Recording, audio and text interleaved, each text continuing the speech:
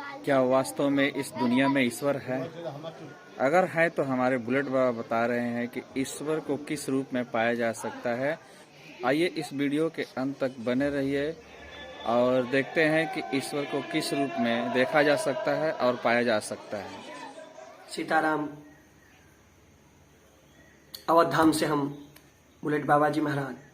देखिए, आप सबका बहुत बहुत धन्यवाद जो इस चैनल के माध्यम से सब देख रहे हैं। सबसे बड़ी बात तो यह है कि यहां ईश्वर है कि नहीं है, सबसे सोचने लायक बात है। देखिए, ईश्वर के बिना यह सृष्टि नहीं चल सकती। ईश्वर सदैव है, था और रहेगा भी। अब हमें दिखाई क्यों नहीं देता ईश्वर? गोपियों के चीर हरण का कथा आता है श्रीमद् भागवत में कि भगवान गोपियों के चीर चुराया करते थे, साड़ी चुराते थे, कपड़ा चुराते थे। तो कपड़ा साड़ी का अर्थ कपड़ा साड़ी ही केवल नहीं हुआ, गोपियों से भगवान का साक्षात्कार हुआ। चीर चुराने के बाद साक्षात्कार हुआ, दिखाई दिए वो। तो इसका मतलब ये है कि हम लोगों के पास आंखें तो मिली है देखने के लिए, लेकिन इन आंखों पर कुछ पर्दा लगा हुआ है, जैसे काम, क्रोध, मद, लोभ, ईर्ष्या, छल, कपट, दंभ, द्वेष, पाखंड, झूठ, अन्याय, फरेब, ये पर्दा लगे हुए हैं। और भगवान स्वयं से कहे हैं कि निर्मल मन जन सो मोहि पावा, मोहि कपट छल छिद्र न भावा। कपट करने वाले, छल करने वाले, ये सब मुझे पसंद नहीं है। तो परमात्मा का अगर साक्षात्कार हम चाहते हैं कि हमसे परमात्मा का साक्षात्कार हो जाए, तो कहा जाता है कि अपना दोनों आंख फोड़ लेने से हम सूरदास नहीं हो जाएंगे, करताल बजा देने से हम मीरा नहीं बन जाएंगे। ये गुरुजी हमारे कहते हैं कि सूर सुश्याम फिरे कनमांगत, बैपद सूर सुस्वाद कहा, पुनिताल मजीरा बजावत फिरे, मीरा मतवारी सिचाह कहा। श्री राम कथा बहुतों ने लिखी, तुलसी जैसी मर्याद कहा, और नरसिंह बसे प्रति खंभन में, सभी खंबे में भगवान है, पर काढ़न को प्रहलाद कहा। अगर हमारी भक्ति प्रहलाद जैसी स्वच्छ भक्ति हो जाए तो वो नरसिंह बन के हमें दिखाई देगा।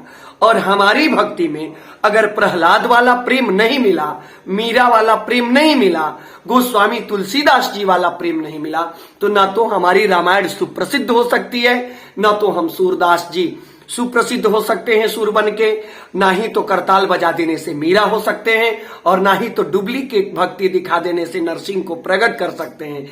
तो ये अगर भगवान को हम प्रकट करना चाहते हैं तो इसके लिए सर्वप्रथम, जैसे रिश्तेदार को दरवाजे पर बुलाने के लिए दरवाजा को पूर्णतया साफ कर देना होता है चारों तरफ से, अगल बगल से, ठीक उसी प्रकार से ब्रह्म को अपने पास बुलाने के लिए, ब्रह्म से साक्षात्कार करने के लिए, ब्रह्म को अपने सहृदय में बसाने के लिए, उनसे बात करने के लिए वो सब कुछ करते हैं।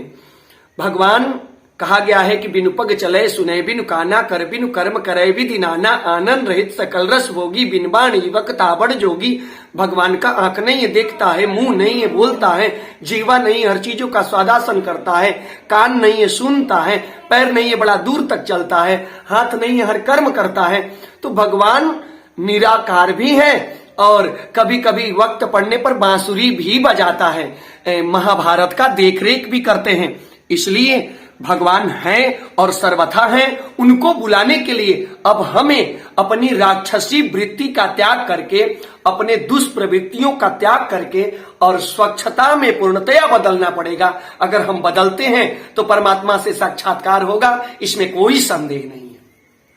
आप सबका अगला प्रश्न था कि ये पापाचार, अत्याचार, ये ईश्वर देखते हैं और समाप्त क्यों नहीं करते? देखिए, ईश्वर की बातों पर हमें विचार करने का कोई तात्पर्य नहीं है। सबही न चावत राम गोसाई, नरना चतमर कटकी नाही।